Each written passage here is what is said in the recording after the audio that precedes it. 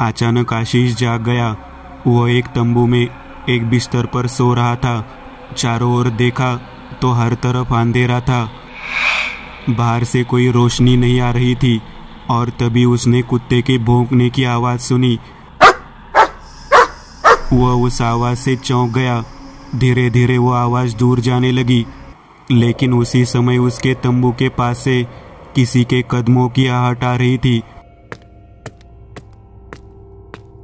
आवाज़ धीरे धीरे बढ़ती गई। अब तंबू के बाहर वो आवाज़ उसके सिर के ऊपर से आ रही थी। उसी समय उसे कुछ देर पहले सुनी हुई बात याद आ गई। आशीष, मनोज, अश्विनी, प्राजक्ता और मनीषा पुणे से महाराष्ट्र गुजरात सीमा पर जंगल में एक नए खुले कैंपिंग स्थल पर आए थे। चूंकि वे एक ही कॉलेज में है, इसलिए उनका समूह इकट्ठा हो गया है। आप सभी अलग अलग कंपनियों में काम कर रहे थे, बिल्कुल राजस्थान के रेगिस्तानी कैंपों की तरह। उसी तर्ज पर यह नया कैंपिंग स्थल वन कैंप अनुभव प्रदान करने के लिए डिज़ाइन किया गया है। चारों तरफ जंगल है और अंदर जाने का सिर्फ एक ही रास्ता है। कैंप में प्रवेश करते ही बीच में एक खुली जगह थी और दोनों तरफ 3-3 बड़े तंबू थे। सामने एक बड़ा हॉल और स्टाफ रूम था। हर एक तंबू में एक लकड़ी का दरवाजा, अंदर एक बिस्तर, एक सौर ऊर्जा चलित बल्ब और पीछे एक संलग्न बाथरूम था। क्योंकि यह शिविर स्थल नया खुला था और छुट्टी का दिन नहीं था, इसलिए वहाँ केवल उनका एक समूह था। साथ ही उस कैंप साइट के कुछ स्टाफ भी थे। जनवरी का महीना होने के कारण वातावरण बहुत ठंडा था। क्योंकि वह हिस्सा जंगल में एक बड़ी झील के पास था, इसलिए वहाँ ठंड और भी अधिक थी। रात 12 बजे तक सभी लोग बाहर कैंप फायर जलाकर बातें करते रहे और फिर सोने के लिए तंबू में लौट आए। आशीष और मनोज एक तंबू में सो रहे थे, जबकि बाकी 3 दूसरे तंबू में सो रहे थे। लेकिन उससे पहले उस कैंपिंग साइट के एक कर्मचारी ने उन्हें एक कहानी सुनाई। जब यह कैंप साइट बनाई जा रही थी तो यहाँ के मजदूरों को कुछ अजीब अनुभव हुए। उन्हें ऐसा महसूस होता था कि कोई उनके आसपास घूम रहा है। कुछ लोगों ने उस पानी की टंकी के पास धोती और बंडी पहने एक आदमी को भी देखा। धीरे धीरे वहाँ काम करने वाले लोगों की संख्या कम होती गई। अंततः वहाँ से एक मांत्रिक को बुलाकर शिविर के चारों ओर सुरक्षा घेरा बनाने की योजना बनाई गई। उसके बाद वो आदमी कैंप साइट पर नहीं देखा गया, लेकिन वह अब भी कभी कभी पानी के पास दिख जाता है। यही बात आशीष के दिमाग में घूम रही थी। अचानक हवा में ठंडक घुल गई। उसने मोटा कंबल ओढ़ रखा था। उसके सिर के पास बाहर से आने वाली आवाज़ बंद हो गई थी। उसने मोबाइल में समय देखा। रात के 2 बजे थे। जैसे ही वह फिर से सोने की कोशिश कर रहा था, अचानक उसे फिर से बाहर से कदमों की आवाज़ सुनाई दी। आवाज़ ने उसके दिल की धड़कन तेज कर दी। रात के कीड़ों की आवाज़ के अलावा बाहर कोई आवाज़ नहीं थी। उसके बगल में मनोज सो रहा था। उसने मनोज को जगाने की कोशिश की, लेकिन वह गहरी नींद में सो रहा था। उस टेंट का दरवाज़ा दाहिनी तरफ था। उसी तरफ आशीष सो रहा था।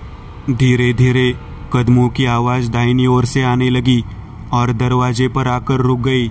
किसी की लंबी सांस लेने की आवाज़ आ रही थी। अचानक दरवाज़ा हिल गया, लेकिन अंधेरा होने के कारण आशीष को कुछ समझ नहीं आया। लेकिन साथ ही कदमों की आहट अंदर आ रही थी। उनके बिस्तर के सामने एक खुली जगह थी। कोई उसी जगह चल रहा था, लेकिन पूरा अंधेरा होने के कारण कुछ भी दिखाई नहीं दे रहा था। उसके हाथ में मोबाइल था, लेकिन आशीष की टॉर्च जलाने की हिम्मत नहीं हुई। उसी समय दूसरे तंबू में उसी आवाज़ से अश्विन जाग गया। वे तीनों एक ही बिस्तर पर सो रहे थे, अश्विनी, मनीषा और प्राजक्ता के बीच में। अश्विनी उसे जो आवाज़ आ रही थी उसे सुन रही थी। दरवाजे की ओर से आने वाली आवाज़ एक साथ कई कदमों की आहट जैसी लग रही थी। उसने मोबाइल का टॉर्च चालू किया और दरवाजे की ओर घुमाया। वह हिल रहा था। यह देखकर वह डर गई। उसने मनीषा को जगाया। क्या बात है अश्विनी? मनीषा ने आंखें मलते हुए पूछा। अरे वो देख, दरवाज़ा कैसे हिल रहा है। मनीषा ने देखा तो दरवाज़ा नहीं हिल रहा था। अरे कहाँ, ठीक तो है। अश्विनी ने भी दरवाज़ा हिलते हुए नहीं देखा। तुमने नींद में कुछ देखा होगा, सो जा। मनीषा ने कंबल उसके चेहरे पर खींच लिया, लेकिन अश्विनी को एहसास हुआ कि कुछ तो है। उसी समय उसे बाथरूम में बाल्टी गिरने की आवाज़ सुनाई दी। रात के भयानक सन्नाटे में भी वह आवाज़ तेज थी। वह झिझकी, लेकिन अंदर देखने की हिम्मत नहीं की। उसी समय उसे बाथरूम से एक आदमी के कराहने की आवाज़ सुनाई दी। वह उस आवाज़ से बहुत डर गई और मनीषा की तरफ मुंह करके सो गई। कुछ देर तक तो ऐसा ही चलता रहा, लेकिन फिर उसकी तरफ से वही आवाज़ आने लगी। लेकिन अब वह डर गई। अपना मन तैयार करते हुए उसने अपना मोबाइल फ़ोन उठाया और उसकी टॉर्च चालू की और जल्दी से उस ओर घुमाया, लेकिन वहाँ कुछ भी नहीं था। लेकिन उसी समय उसे तंबू के ऊपर कुछ डरावने चेहरे दिखे। वह तंबू के बाहर से झांक रहे थे। सूखे खरोचे हुए मानव चेहरे, कुछ महिलाएं थी और कुछ पुरुष थे। यह देखकर अश्विनी जोर से चिल्लाई और उठकर बैठ गई। आवाज़ सुनकर प्राजक्ता और मनीषा जाग गई। अश्विनी के हाथ की टॉर्च बंद थी। प्राजक्ता ने अपने मोबाइल की टॉर्च ऑन की और पूछा, क्या हुआ? ओ, वहाँ कोई था। अश्विनी ने उस दिशा में अपनी उंगली से इशारा करते हुए कहा। अरे लेकिन वहाँ कुछ भी नहीं है, मनीषा ने कहा। अश्विनी ने वहाँ देखा, लेकिन वहाँ कुछ भी नहीं था। अरे मैं तुझे बता रही हूँ ना, तुमने सपना देखा होगा। तुमने अंधेरे में कैसे देखा? तुम्हारा मोबाइल वही है, मनीषा ने इशारा करते हुए कहा। अश्विनी का मोबाइल उसके तकिए के पास था। उसे कुछ समझ नहीं आया। वे सब फिर सो गए। दूसरे तंबू में आशीष को बिस्तर के नीचे से अजीब आवाज़ें सुनाई दी। यह उस तरह की आवाज़ थी जो कई लोग निकाल रहे थे। इतने में उन्हीं आवाज़ों के बीच उसे बाहर से प्राजक्ता की आवाज़ सुनाई दी। आशीष, दरवाज़ा खोल। उसने दरवाज़ा खटखटाया। उठकर उसने बल्ब का बटन दबाया। पूरे तंबू में रोशनी फैल गई। आशीष ने दरवाज़ा खोला। बाहर कोई नहीं था। उसने चारों ओर देखा, हर तरफ अंधेरा था। उसने दरवाज़ा बंद किया और पीछे मुड़ा तो चौंक गया। तंबू के अंदर बिस्तर के दूसरी तरफ 5 लोग खड़े थे। उनके कपड़े पुराने और फटे हुए थे। उनके चेहरे सफ़ेद और सूखे थे। आंखें गहरी थी। वे सभी आशीष को देख रहे थे। आप कौन है? किसी ने कुछ नहीं कहा। इसी बीच बल्ब जलने बुझने लगा और अचानक बंद हो गया। अंधेरा फिर फैल गया। आशीष ने घबराकर मोबाइल की टॉर्च चालू की और फिर सामने देखा। वहां पर कोई नहीं था। इसी बीच दरवाजे पर दोबारा दस्तक हुई, जिससे वह चौंका। उसके दिल की धड़कन बहुत तेज हो गई। बिस्तर पर सो रहे मनोज को कुछ भी पता नहीं था। आशीष ने फिर दरवाज़ा खोला। बहुत ठंडी हवा का एक झोंका उसके चेहरे पर लगा। इस बार भी दरवाजे के बाहर कोई नहीं था। उसने पहले दाई और फिर बाई ओर देखा। तभी टॉर्च की रोशनी में उसने अपनी बाई ओर किसी को तंबू के पीछे से गुजरते देखा। वह घबराहट में बाहर आया। उसका पूरा शरीर हड्डियां कंपा देने वाला था। वह ठंड से कांप रहा था। उसने तंबू के उस ओर जाकर देखा, वहां पर कोई नहीं था। वह वापस अंदर आया, दरवाज़ा बंद किया और पीछे मुड़ा और अचानक बल्ब फिर से चालू हो गया। उसने फिर वही 5 लोगों को बिस्तर के दूसरी तरफ मनोज के पास खड़े देखा। आशीष के हाथ पैर कांपने लगे। उसके मुंह से कोई आवाज नहीं निकल रही थी और उसके शरीर से लिपटा हुआ मनोज अपने आप उठकर बैठ गया। उसके पैर फैले हुए थे, सिर भी ढका हुआ था। आशीष वहां से भागने की सोच ही रहा था कि अचानक बल्ब बुझ गया और उसके पीछे दरवाजे की दूसरी तरफ से एक आदमी के कराहने की आवाज आई। उसने फिर से मोबाइल टॉर्च चालू कर दी, लेकिन अब सामने कोई नहीं था। और मनोज गहरी नींद में सो रहा था, लेकिन अब वो डर गया था। उसने मोबाइल में हनुमान की फोटो खोली। उस फोटो की वजह से उसके मन का डर कुछ कम हुआ, लेकिन इसी बीच मोबाइल स्क्रीन पर अजीब सी लाइनें आ गई और फोन का डिस्प्ले बंद हो गया। लेकिन मोबाइल का टॉर्च जल रहा था। लेकिन अब वह बिस्तर के पास गया और पानी की बोतल खोली और मनोज के चेहरे से चादर हटाकर उसके चेहरे पर पानी डाल दिया। अरे क्या रे, पागल हो गया है क्या? और टॉर्च लगाकर क्या कर रहा है? मनोज चौंक कर उठ बैठा। चुप रहे, क्या तुझे पता है कि यहाँ क्या हो रहा है? वे कौन लोग हैं जो यहाँ दिख रहे हैं? अभी वे यहाँ थे। बल्ब चालू कर, वो बंद हो गया है, आशीष ने कहा। मनोज ने अपने मोबाइल की टॉर्च चालू की और उसे बल्ब के बटन की ओर घुमाया। अरे बटन तो दबा। आशीष ने बटन की ओर देखा, वह बंद था। यह कैसे बंद हो गया? कहकर उसने बटन दबाया। बल्ब जल गया। क्या तू नींद में है? अरे नहीं। जैसे ही आशीष बात कर रहा था, बल्ब फिर से बंद हो गया। वे तीनों फिर से दूसरे तंबू में सो रहे थे। तभी दरवाजे की आवाज़ सुनकर प्राजक्ता जाग गई, क्योंकि अंधेरा था। उसने अपने मोबाइल फ़ोन की टॉर्च चालू की और देखा कि दरवाज़ा खुला था। वह उठकर बैठ गई और इधर उधर देखा। अश्विनी बिस्तर पर नहीं थी। वह बिस्तर के एक तरफ से उतरी और दरवाजे के पास पहुंची। उसका पीछे ध्यान नहीं था, लेकिन बाथरूम के पास वही लोग उसी अंधेरे में खड़े थे जिन्हें आशीष ने देखा था। उसने दरवाजे से बाहर देखा और देखा कि उसके सामने खुली जगह में कोई पीठ पीछे बैठा है। वह अश्विनी की तरह लग रही थी।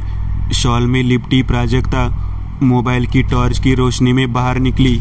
उसने दरवाज़ा खींच लिया और अश्विनी की ओर बढ़ी, लेकिन उसी समय अश्विनी बिस्तर पर सो रही थी। लेकिन प्राजक्ता ने उसे नहीं देखा। प्राजक्ता धीरे धीरे वहां बैठे अश्विनी के पास पहुंची। अश्विनी, यहाँ क्या कर रही हो? सामने से कोई जवाब नहीं आया। उसने अपना हाथ अश्विनी के कंधे पर रखा। स्पर्श बर्फ की तरह ठंडा था, लेकिन अश्विनी ने बिना पीछे देखे अपना पूरा सिर पीछे घुमाया। उसकी पीठ और चेहरा दोनों प्राजक्ता की ओर थे। प्राजक्ता सदमे में पीछे हट गई। वह शरीर अश्विनी का था, लेकिन चेहरा अलग और भयानक था। वह एक औरत का चेहरा था, जिसका चेहरा मुरझाया हुआ और बिल्कुल सफ़ेद था। और अचानक उसके फटे होठों से दो चुभने निकल पड़ी। यह देखकर प्राजक्ता वहां से भाग गई और सीधे टेंट में रुक गई। उसने दरवाज़ा बंद कर दिया। जैसे ही उसने जलते हुए बल्ब का बटन दबाया, उसे अगला झटका यह लगा कि तंबू में बिस्तर के बगल वाली जगह पर कुछ पुरुष और महिलाएं क्रॉस लेग बैठे थे। वे सभी सूखे और भयानक चेहरे प्राजक्ता को देख रहे थे। उसने अपनी आंखें बंद कर ली और अपने कानों पर हाथ रख लिया और जोर से चिल्लाई। उसकी आवाज़ से अश्विनी और मनीषा जाग गई। उन्होंने देखा कि दरवाजे पर प्राजक्ता खड़ी है और बल्ब की रोशनी है, लेकिन कोई अन्य व्यक्ति नहीं है। क्या हुआ प्राजक्ता? मनीषा बिस्तर से बोली। मनीषा की आवाज़ सुनकर प्राजक्ता ने आंखें खोली। उसने घबराकर इधर उधर देखा। वहाँ पर कोई नहीं था। उसने अविश्वास से अश्विनी की ओर देखते हुए कहा, तू यहाँ क्या बोल रही है? मैं यही थी ना? अश्विनी ने कहा, लेकिन मैंने देखा कि तू यहाँ नहीं थी। मैंने यहाँ कुछ अजीब लोगों को देखा। मतलब तूने भी उन्हें देखा? प्राजक्ता ने हाँ में सिर हिलाते हुए कहा, यहाँ कुछ हो रहा है जो हमें समझ नहीं आ रहा है। कुछ नहीं हो रहा। उन भूतों की कहानी सुनने की वजह से तुम्हें कुछ भी दिख रहा है। आप सो जा, मनीषा ने डांटते हुए कहा। लेकिन बल्ब चालू रहने दे, अश्विनी ने कहा। प्राजक्ता फिर आकर सो गई। वह अभी इधर उधर देख रही थी। वहाँ दूसरे तंबू में, अरे अब इस बल्ब को क्या हुआ? मनोज ने कहा। आशीष ने जवाब दिया, रोशनी चली गई होगी। हाँ जाने दे, आप सो जा, और अगर तुझे कोई भूत दिखे तो मुझे मत जगाना, मनोज ने कहा। आशीष चादर ओढ़कर सो गया। अनजाने में ही उसे नींद आ गई। सुबह के 3 बजे थे और उसी समय मनोज को बाथरूम की तरफ से वही आवाज आने लगी, लेकिन इस बार ये 1 से ज़्यादा लोगों की आवाज़ थी। आवाज़ सुनकर मनोज उठा और आंखें खोली। उसने सुनिश्चित किया कि यह कोई सपना नहीं था। वह उठा और मोबाइल का टॉर्च जला लिया। उसके बिस्तर के बगल में बाथरूम था। तंबू का एक हिस्सा जेब से ढका हुआ है। वह जेब खोलकर बाथरूम में जा सकती थी। उसने जंजीर खोल दी, तंबू के कपड़े का एक हिस्सा लपेटा और मशाल अंदर घुमा दी। उसके शरीर में डर की लहर दौड़ गई। उसके शरीर में कांटा चुभ गया।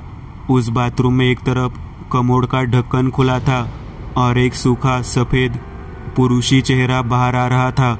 उसकी आंखें पूरी तरह से काली थी। उसके बाल उसके माथे पर थे और खून बह रहा था। कमोड का ढक्कन अपने आप नीचे गिर रहा था और उसके सिर से टकरा रहा था। उसने डरते हुए टॉर्च दूसरी तरफ घुमाई तो उसे अगला झटका लगा। एक बड़े टब में एक तरफ एक आदमी का पूरी तरह से सूखा हुआ बिना सिर वाला धड़ पड़ा हुआ था।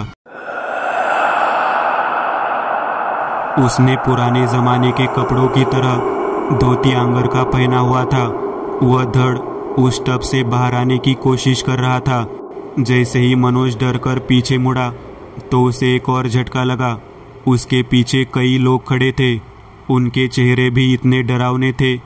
पिशाच ठंडी नज़र से उसकी ओर देख रहे थे। उसकी काली आंखें बिल्कुल भी नहीं हिलती थी। मनोज का दिल डर से जम गया था।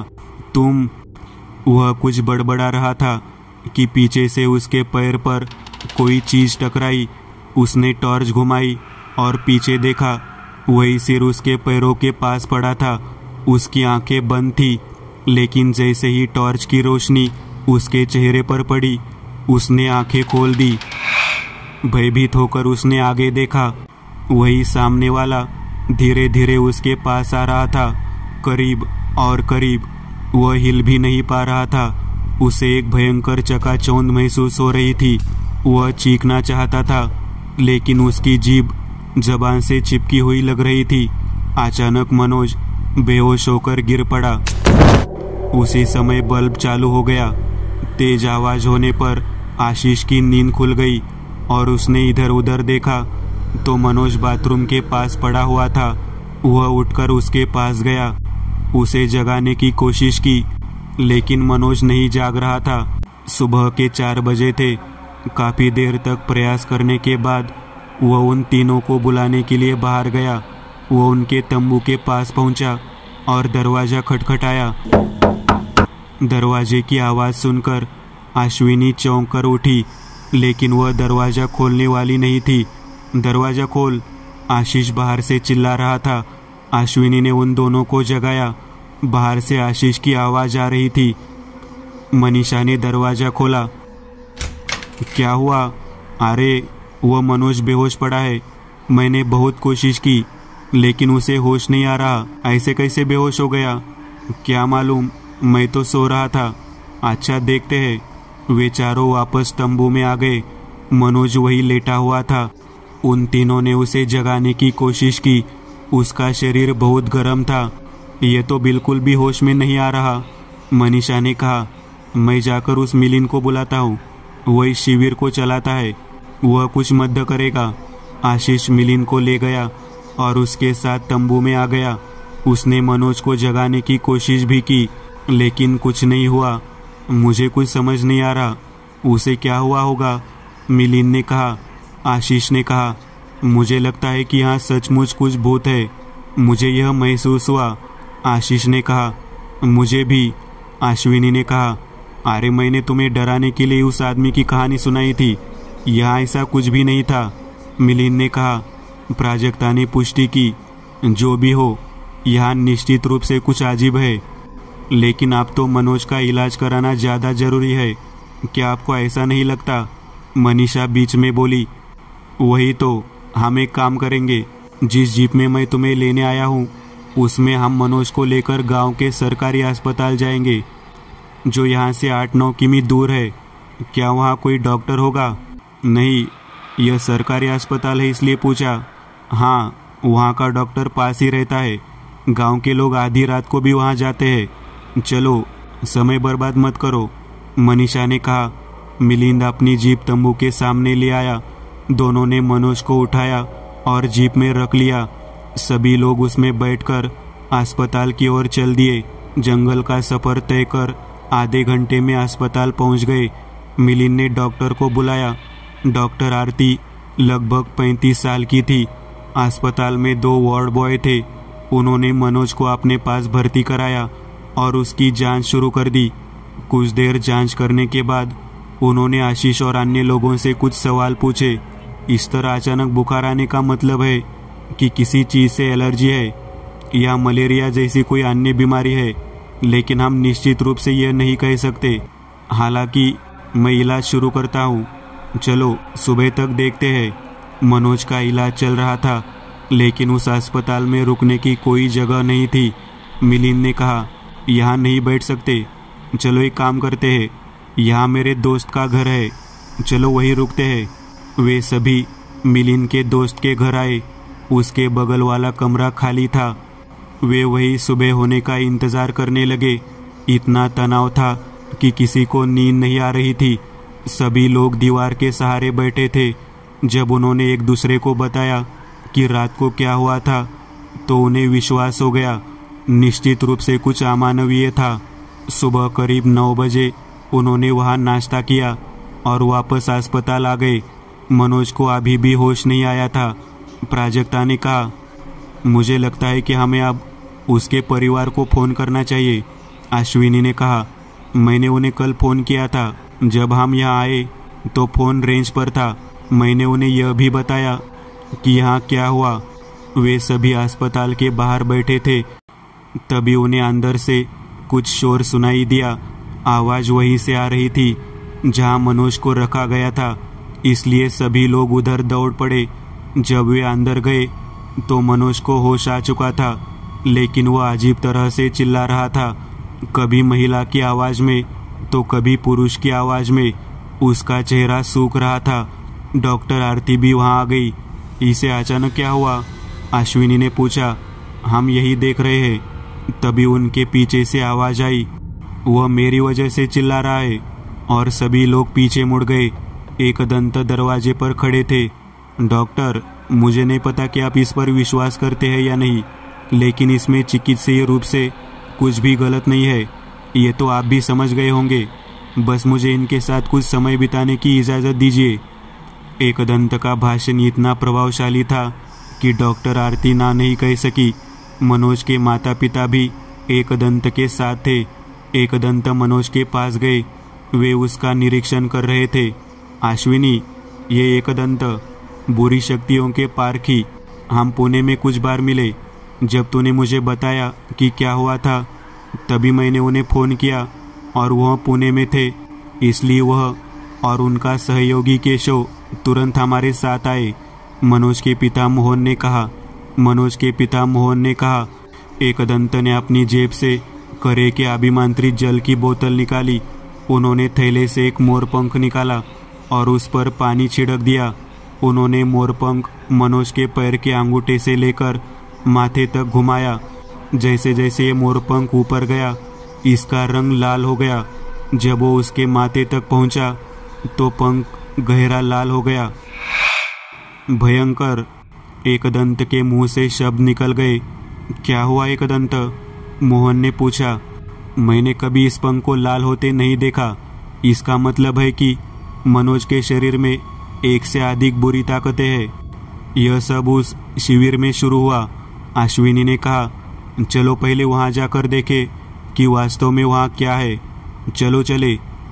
एक दंत, केशव, आशीष, अश्विनी और मिलिंद शिविर में वापस आए। शिविर के द्वार में प्रवेश करते समय एक दंत की आंखें चमक रही थी। उन्होंने थैले से एक नींबू निकाला। उन्होंने उसे हाथ में पकड़कर उस पर एक विशेष ऊद लगाया और नींबू को किसी मंत्र के रूप में शिविर के मध्य में फेंक दिया। काफी दूर जाने के बाद वह नींबू गिर गया। कुछ देर इंतजार करने के बाद वह नींबू की ओर चल दिए। उसका रंग हल्का गुलाबी हो गया था उन्होंने नींबू उठाया और कहा, इस शिविर में कोई बुरी शक्ति नहीं है, बल्कि यह बुरी शक्ति यहाँ आई है। एकदंत, तुम्हें यह कैसे समझ में आया? जैसे ही बुरी शक्ति अपना निशान पीछे छोड़ती है, समझ में आ जाता है। लेकिन एक बात बताओ, तुम कल यहाँ आए थे, उससे पहले तुमने क्या किया? जब हम स्टेशन पर उतरे तो मिलिंद हमें लेने आया, लेकिन यहाँ आते वक्त हम जंगल के एक सुनसान गांव में गए। उस गांव में और उसके आसपास लंबे समय तक कोई नहीं रहता है। लेकिन फिर आप वहाँ क्यों गए थे? अश्विनी ने जब से उस गांव के बारे में एक डॉक्यूमेंट्री देखी थी, तब से वह यहाँ आना चाहती थी, इसलिए उसने यह योजना बनाई। उस गांव में क्या हुआ था? कहा जाता है कि वह गांव एक ही रात में गायब हो गया था। उसके बाद आसपास के गांव के लोग भी अपना गांव छोड़कर चले गए। उस गांव में कुछ भयानक हुआ, तब से ये एक भूतिया गांव रहा है। और यही तो तुम देखना चाहते थे? हाँ, क्योंकि हम भानगढ़ और कुलधरा भी गए थे, लेकिन वहाँ कुछ महसूस नहीं हुआ। नहीं, जानने का मतलब ये नहीं है कि वहाँ कुछ भी नहीं है। क्या आप कल जिस गांव में गए थे वहाँ से कुछ लाए थे? हम कुछ नहीं लाए, लेकिन ये मनोज को मिट्टी के नीचे एक पुराना सिक्का मिला, वो उसे अपने साथ ले आया। मुझे लगता है कि इसका संबंध उसी गांव से है, लेकिन पहले हमें वह सिक्का ढूंढना होगा। जहाँ तक मुझे याद है, उसने वह सिक्का अपने बैग में रखा था। आशीष ने कहा, उसका बैग कहाँ है? यही तंबू में। आशीष ने मनोज का बैग चेक किया। उन्हें वह सिक्का बगल के कोने में मिला। उन्होंने वह सिक्का एकदंत को दे दिया। एकदंत ने कहा, यह बहुत पुराना सिक्का है, लेकिन हम इसका उपयोग कर सकते हैं। इस सिक्के से हम उस जगह के अतीत तक पहुंच सकते हैं। वह कैसे? केशव, पिशाचवेद निकाल। वे पिशाचवेद की सहायता से किसी भी वस्तु या व्यक्ति का अतीत जानने की विद्या जानते थे। इसका प्रयोग करके वे उस सिक्के का और वैकल्पिक रूप से उस गांव का अतीत देख सकते थे। एकदंत उस तंबू में बैठ गए। पिशाचवेद खोलकर उन्होंने उस पर सिक्का रख दिया और आंखें बंद करके कुछ विशेष मंत्रों का जाप करने लगे। जैसे उन्होंने जाप किया, उनके चेहरे पर डर भर गया, माथे पर पसीना इकट्ठा हो गया। कुछ देर बाद उन्होंने आंखें खोली। मैंने अब तक की सबसे बुरी चीज़ देखी है। मनोज के साथ जो हुआ वह इस सिक्के के कारण और उस गांव के कारण हुआ। कांपते होठों के साथ एकदंत ने कहा। उन्होंने बैग से पानी की बोतल निकाली और धीरे धीरे पानी पिया। क्या हुआ एकदंत? आशीष ने पूछा। मैं इसके बारे में बाद में विस्तार से बताऊंगा, लेकिन अभी हमें वहां जाना होगा जहां से हमें यह सिक्का मिला है। वे फिर अस्पताल के पास आए। सभी को एक ही जीप में बिठाकर वे उस गांव की ओर चल पड़े। शाम करीब 4 बजे वे उस गांव के पास पहुंचे। कार से उतरने से पहले एकदंत ने अपने बैग से एक नारंगी धागा निकाला, उस पर ऊद लगाया और सभी के हाथों पर बांध दिया। कुछ भी हो, इस धागे को मत छोड़ना। जिस जगह पर हम अभी चल रहे हैं वह न केवल खराब है बल्कि भयानक है। चाहे कुछ भी हो जाए, मुझसे दूर मत जाना। आप जो भी देखेंगे वह डरावना होगा, लेकिन इसे देखने के लिए तैयार रहे। मिलिंद, तू यही जीप में रुक, कहीं मत जा, एकदंत ने कहा। वे सब झाड़ियों से होते हुए उस गांव में आए। हर जगह टूटे फूटे पत्थर और मिट्टी के घर थे। वे उस स्थान पर आए जहां सिक्का मिला था। एकदंत ने एक नींबू निकाला, उस पर ऊद रखा और किसी मंत्र के रूप में उन्होंने नींबू को जमीन पर गिरा दिया। जैसे ही वह नींबू जमीन से छुआ तो वह राख में बदल गया।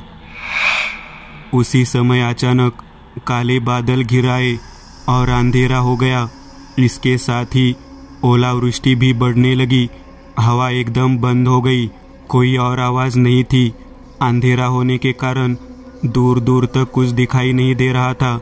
एकदंत ने थैले में से सेंधा नमक की एक डली निकाली। इसमें एक निश्चित चूर्ण मिलाया गया और सभी मंत्र जाप के चारों ओर एक अखाड़ा बना दिया गया। यदि आप जीवित रहना चाहते हैं तो इसे बाहर न निकले, उन्होंने चेतावनी दी। वे मैदान से बाहर आए। उन्होंने हाथ की मुट्ठी में करे जल लेकर मंत्र उच्चारण किया और उस जल को चारों दिशाओं में फेंक दिया। इसी बीच बाईं ओर से हवा का एक झोंका उनकी ओर आया। वो इतना बड़ा था कि एकदंत वहां से उछलकर एक घर के पास जा गिरे। उनको चोट लग गई। वे उठ बैठे। उस समय उनके चारों ओर मानव हड्डियां और खोपड़ियां बिखरी हुई थी। अचानक उनके सामने किसी का पैर आ गया। धीरे धीरे वे पीछे चले गए। उनके आसपास की हड्डियां पुरुष और महिला में बदल गई। वे निश्चल खड़े रहे। उनके चेहरे सूखे हैं, उनकी आंखें काली है। कौन जवान है और कौन बूढ़ा समझ नहीं आ रहा था। अचानक वे गायब हो गए। एकदंत उठ खड़े होने पर पीछे से जोरदार प्रहार किया गया। उनका सिर उस घर की खाली पड़ी दीवार से टकराया। कुछ देर तक उन्हें समझ नहीं आया। उन्होंने खुद को संभाला और पीछे देखा। उनके माथे से चेहरे तक खून बह रहा था, लेकिन आगे का मंजर भयावह था। वहां एक महिला की लाश पड़ी थी। उसका शरीर पूरी तरह से सूखा हुआ था और उसके शरीर पर एक बच्चा दूध पीने की कोशिश कर रहा था। वह बच्चा भी सूखा हुआ था। महिला के शरीर के आसपास 4 आदमी खड़े थे। वे भी गंदे कपड़ों में, चेहरा पूरा सफेद। वह भयानक दृष्टि से एकदंत को देख रहे थे। एकदंत ने करे के पानी की बोतल निकाली और मुट्ठी में पानी लेने गए, लेकिन उस बोतल से पानी नहीं निकला। हालांकि उन्होंने बोतल को हिलाया, लेकिन अंदर का पानी बाहर नहीं आया। अचानक उनके हाथ में बोतल टूट गई। एक पल के लिए वे डर गए। उनके पीछे अचानक कुछ महिलाएं आई जो पुराने, लेकिन अब वो फटकर शरीर से चिपके हुए थे। उन स्त्रियों ने एकदंत को पीछे से घेर लिया। उनके मुंह से गुर्राने जैसी आवाज आ रही थी। एकदंत को आभास हो गया कि पीछे कोई है। इसी बीच उन्हें एक साथ कई लोगों के रोने की आवाज सुनाई दी। वे चिल्ला रहे थे। वातावरण अंधकारमय हो गया। सामने की लिखे दिखाई नहीं दे रही थी। हवा में एक प्रकार की दुर्गंध फैल गई थी। एकदंत ने वहां से हटने की कोशिश की, लेकिन वह हिल नहीं पा रहे थे। उसी समय उनके पीछे की 5 महिलाओं के सूखे शरीर आपस में जुड़ गए और एक अजीब शरीर बन गया, और अचानक उसमें से केवल महिलाओं के चेहरे बाहर आ गए। एकदंत ने अपनी जेब से एक ऊद निकाला और उसी समय पीछे से उस पर जोरदार प्रहार किया और वह उड़कर जमीन पर महिला के शव के पास गिर गए। उनके शरीर को बुरी तरह पीटा गया था। जगह जगह खरोंचा गया था। उन्होंने भी पीछे मुड़कर देखा तो उन्हें वो भयानक आकृति दिखाई दी। महिला के डरावने शरीर के थे 2 पैर और 5 सिर। बेहद खौफनाक था ये नजारा। अचानक एकदंत जमीन पर दब गए। माथे से निकलता हुआ खून पूरे चेहरे पर फैल गया। वही अजीब आदमी उनके चारों ओर खड़े थे और अचानक अगले ही पल अजीब महिला शरीर उनके ऊपर था। यह अपने पैरों को उनके पेट के दोनों ओर रखकर खड़ा हो गया। उस महिला के लंबे दांतों से निकली 2 कीलें। एकदंत को धीरे धीरे जमीन में दबाया गया। उन्हें अपनी छाती और शरीर पर भारी बोझ महसूस हुआ। हाथ मुक्त हुए। महिला और पुरुष वहां से गायब हो गए। एकदंत उठ बैठे, पर उन्हें चक्कर आ रही थी। किसी तरह वे खड़े हुए। उन्होंने अपनी जेब से रुमाल निकाला और चेहरे से खून पोंछा। जब उन्होंने नीचे देखा तो जमीन में उनके आकार का एक गड्ढा था। वे फिर उन तीनों के पास पहुंचे। एकदंत, क्या तुम ठीक हो? केशव ने पूछा। हाँ ठीक हूँ, लेकिन जाने दो। तुम पहले यज्ञ पात्र निकालो और छोटा आसन भी। हमें जल्दी ही पूजा करनी है क्योंकि अब शाम हो रही है। केशव तैयारी में लग गया। एक तरफ एक छोटा सा आसन और दूसरी तरफ यज्ञ कुंड लेकर एकदंत उनके सामने बैठ गए। उन्होंने उस आसन पर एक लाल कपड़ा बिछाया। इस पर आटे का एक त्रिकोण बनाया।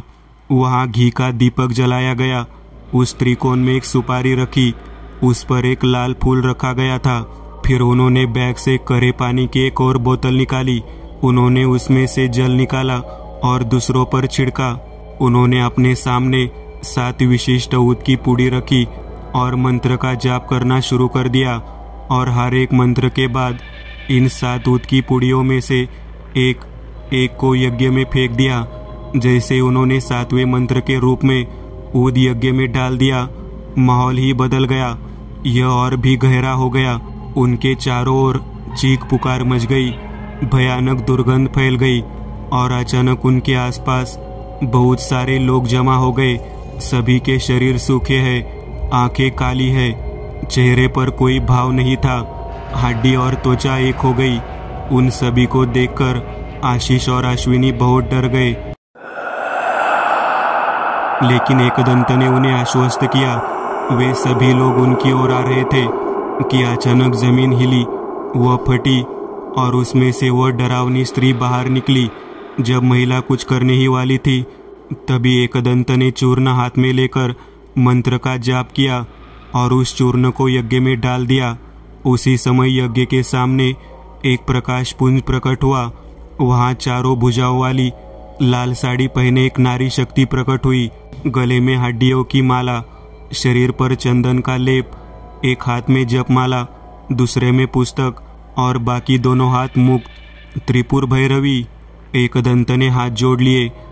उसके शरीर से ऊर्जा की एक लहर पूरे गांव में फैल गई और एक पल में डरावनी महिला और वहां मौजूद सभी लोग गायब हो गए। साथ ही छाए हुए काले बादल भी चले गए। सुबह की सूरज की धूप पूरे गांव में फैल गई। वह शक्ति जैसे आई तो चली भी गई। एकदंत उठ खड़े हुए।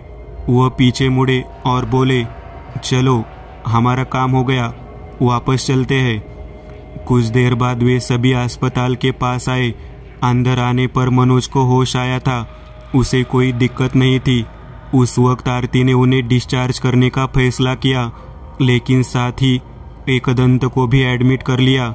उनके माथे और शरीर पर चोट लगी थी। सब कुछ हो जाने के बाद रात को सभी लोग फिर वही अस्पताल में एकदंत से मिले। एकदंत, यह सब क्या था? मोहन ने पूछा। वे सभी उस शिविर में जाने से पहले उस गांव में गए थे। वह पूरा गांव भूतिया था। गांव वालों की आत्माएं उस गांव में रहती थी। मनोज ने उस गांव से सिक्का उठाया तो वे सभी उसके पीछे आ गए। लेकिन वास्तव में उस गांव में क्या हुआ था, बताता हूँ। एकदंत द्वारा बताई गई कहानी कुछ इस प्रकार थी। वर्ष 1520। उस गांव में धनिष्का नाम की एक महिला अपने पति यानी चंदन के साथ रहती थी। वह स्त्री काली कला में निपुण थी, लेकिन धीरे धीरे उसकी भूख बढ़ती गई और अंततः उसने अमरता की जीत पकड़ ली। इसके लिए उसने राक्षस पेमा किलर की पूजा की। पेमा किलर का उल्लेख हिंदू पुराणों में युद्ध क्षेत्र की मादा रक्त पिशाचिनी के रूप में किया गया है। वह एक खून की प्यासी राक्षसी है। धनिष्का ने उनसे अपील की, लेकिन जब वो प्रसन्न हुई तो उसने धनिष्का से अपने पति का बलिदान देने को कहा। धनिष्का, जिसने अपना सब कुछ काली शक्ति को समर्पित कर दिया था, इस शर्त पर सहमत हो गया और पेमा किलर को चंदन की बलि दे दी। पेमा किलर ने उसे अमरता का वरदान तो दिया, लेकिन यह एक शापित वरदान था। इसके बाद धनिष्का सिर्फ इंसानों के खून पर ही जिंदा रह सकी। खून के प्रति उसकी भूख अत्यधिक थी। जिस रात उसे यह वरदान मिला, उसने गांव के कई परिवारों के सभी लोगों का खून सोख लिया, जिससे उनके शरीर सूखे और सफेद हो गए। अगले दिन भी वैसा ही हुआ। यह बात गांव के शंकर ने देख ली। उस रात वो वहां के मुगल सरदार के पास गया, उसे सब कुछ बताया। सरदार ने कहा, ऐसा कुछ होता है? मुझे अब भी इस पर विश्वास नहीं होता। शंकर ने कहा, आप लोग भेजिए और सुनिश्चित कीजिए। मुखिया ने अपने आदमी भेजे। जब वे आए तो उन लोगों ने वही कहा जो शंकर कह रहा था। उस धनिष्का ने गांव में मौत का तांडव मचाया था। 2 दिन में गांव के आधे लोगों की मौत हो गई। जो लोग जीवित थे वे गांव छोड़कर भाग गए थे। सरदार ने अपने सैनिकों से कहा, जब तक उसे नहीं रोका जाएगा पूरे राज्य के लोग सुरक्षित नहीं रहेंगे। आपने वासुदेव शास्त्री को बुलाओ। वासुदेव शास्त्री प्रौद्योगिकी में कुशल थे। जब वो वहां पहुंचे तो उन्हें पूरा मामला नजर आया। सरदार, ये काम अकेले मेरा नहीं है। यज्ञ करने के लिए कम से कम 50 तांत्रिकों की आवश्यकता है। ठीक है, मेरे सैनिक तुम्हारे साथ भेजता हूँ। आज के आज ही तांत्रिक को बुलाओ। उस दिन रात को गांव के बाहर 50 तांत्रिकों ने सामूहिक यज्ञ किया। कुछ समय के लिए धनिष्का उनकी ताकत के आगे कमजोर पड़ गई। उसी का फायदा उठाकर वासुदेव शास्त्री ने उसका सिर काट दिया। उसके बाद गांव में जितने भी लोग मरे थे उन्हें वही दफनाया गया और धनिष्का का शव भी वही दफनाया गया। वासुदेव शास्त्री समझ गए क्योंकि वे सभी इस तरह मरे हैं, इसलिए उनकी अतृप्त आत्माएं वही भटकती रहेंगी। तो उन 50 मांत्रिकों ने मिलकर गांव के चारों ओर एक घेरा बनाया। अब गांव की आत्माएं कभी भी खुद ब खुद इससे बाहर नहीं आएंगी। सारी रस्में पूरी होने के बाद वासुदेव शास्त्री सरदार से मिले, उन्हें सारी बात समझाई और कहा, सरदार एक बात याद रखना, गांव का पुनर्निर्माण तो दूर की बात है, कोई भी उस गांव में कदम न रखेगा। वहां की आत्माएं उस व्यक्ति को मार डालेंगी। आत्मा गांव से तब तक बाहर नहीं आ सकेगी जब तक कोई उस गांव से कुछ सामान उस सुरक्षा घेरे के बाहर नहीं ले आता। लेकिन अगर कोई उस गांव में कुछ भी लाएगा तो वे आत्माएं उस व्यक्ति के पीछे निकल आएंगी और उसे मार डालेंगी। इसके बाद मुखिया ने गांव के चारों ओर बाड़ लगा दी। जगह जगह पत्थर पर शिलालेख लगवाए गए। कुछ लोग फिर भी वहां गए लेकिन उनका शिकार हो गए। धीरे धीरे आसपास के सभी गांवों को एहसास हुआ कि यह क्षेत्र भूतिया है और वह गांव शैतानाधिपत्य यानी शैतान के साम्राज्य के नाम से कुख्यात हो गया। इतना कहकर एकदंत रुक गए। तो यह सब इसलिए हुआ क्योंकि मनोज वह सिक्का उस गांव से लाया था। अश्विनी ने पूछा, हाँ, तुम कुछ नहीं लाए इसलिए उन आत्माओं ने तुम्हें सिर्फ परेशान किया, लेकिन मनोज ने उस सिक्के को छू लिया था, इसलिए एक साथ कई आत्माओं ने उसके शरीर पर कब्जा कर लिया था। तब शरीर तनाव सहन नहीं कर पाता और धीरे धीरे इंसान की मौत हो जाती है। लेकिन आपने वहाँ वास्तव में क्या किया? मुझे एहसास हुआ कि उस गांव में बहुत सारी आत्माएं हैं और धनिष्का की आत्मा वहाँ थी। वह वही महिला थी जिसे उन्होंने देखा था। अंततः उनसे लड़ने के लिए उतनी ही शक्तिशाली अच्छी सेना की आवश्यकता थी, इसलिए मैंने उस समय त्रिपुर भैरवी से अपील की। 10 महाविद्याओं में से छठी, वह संहार और मुक्ति की देवी है। तभी उसकी शक्ति से उन सभी आत्माओं को मुक्ति मिली और उस धनिष्का को उसके कर्मों का दंड मिला। मोहन ने कहा, आपने हमें इस संकट से बचाकर बहुत मेहरबानी की है। एकदंत बस हंस पड़े। इसके बाद वे सभी घर लौट आए। थोड़ा बेहतर महसूस होने पर 2 दिन बाद एकदंत और केशव फिर पुणे के लिए रवाना हो गए।